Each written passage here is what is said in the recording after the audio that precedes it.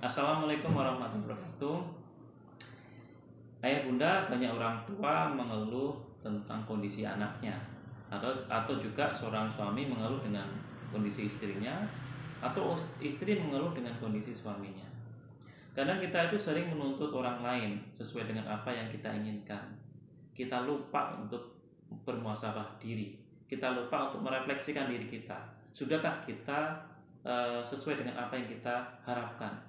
Ya. Jika kita misalnya ingin mengharapkan anak-anak kita menjadi anak yang soleh soleha, kemudian anak-anak kita menjadi anak yang baik, ya, pertanyaan adalah sudahkah kita menjadi sosok yang soleh? Sudahkah kita menjadi sosok yang soleha? Nah, ini penting, ya. Ini sangat penting sekali. Kalau kita merasa belum menjadi sosok ayah yang soleh atau ibu yang soleha, bagaimana mungkin anak-anak kita menjadi sosok yang soleh soleha? Ayah bunda, anak itu lebih patuh dengan apa yang dia lihat daripada apa yang dia dengar. Lebih patuh dari apa yang orang tua teladani daripada yang orang tua nasihatkan. Itu. Jadi dia akan mengikuti, ya, perilaku orang tuanya. Kalau orang tuanya itu misalnya rajin ke masjid, maka dia akan merekam itu dan akan mengikutinya. Kalau orang tuanya misalnya rajin membaca Quran, orang tuanya rajin sedekah, maka dia akan mengikutinya. Karena dia memiliki contoh, dia memiliki teladan. Beda halnya kalau misalnya seorang ayah menasihati anaknya untuk tidak merokok, tapi si ayahnya masih merokok, ya, itu nasihat itu tidak akan berguna. Anak akan mengikuti apa yang dia lihat daripada mengikuti apa yang dia dengar. Jadi kuncinya adalah ketika kita ingin anak kita menjadi anak yang soleh, kemudian istri atau suami kita menjadi sosok yang soleh soleha, maka kita harus muhasabah diri dulu. Sudahkah kita menjadi sosok yang soleh atau soleha? Ketika kita sudah berusaha dan kita menjadikan diri kita menjadi sosok yang soleh, maka insya Allah anak akan mengikutinya. Pelan-pelan dia akan mengikuti menjadi sosok yang soleh soleha. Kemudian misalnya nih, kita sudah menjadi sosok yang soleh, ya, menurut versi kita, gitu ya. Tetapi kenapa anak kok enggak ujung-ujung sadar? Anak tetap aja seperti itu.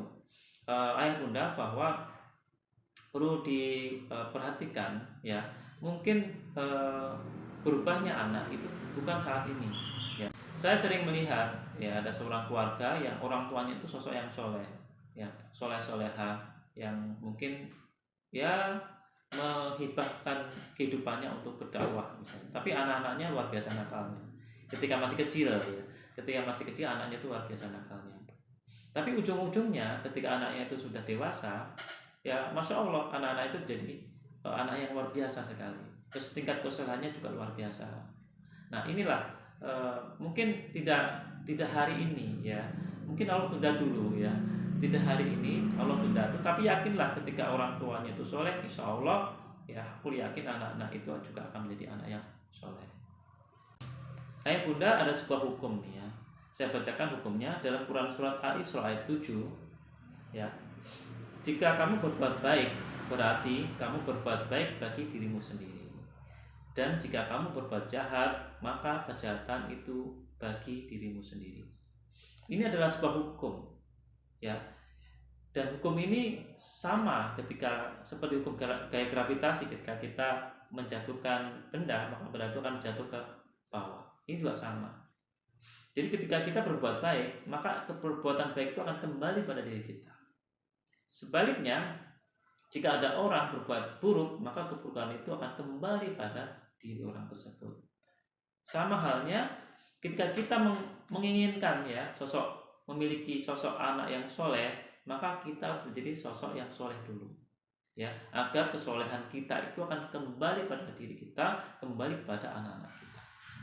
Banyak orang tua juga berpikir, ya, biarlah ayah yang bejat, biarkan ayah yang banyak dosa, biarlah ayah yang jahat, yang penting anak-anak saya menjadi anak yang soleh dan anak yang baik. Rumus seperti ini tidak akan bisa terjadi, karena rumusnya adalah jika kamu berbuat baik, maka kebaikan akan kembali pada diri kamu.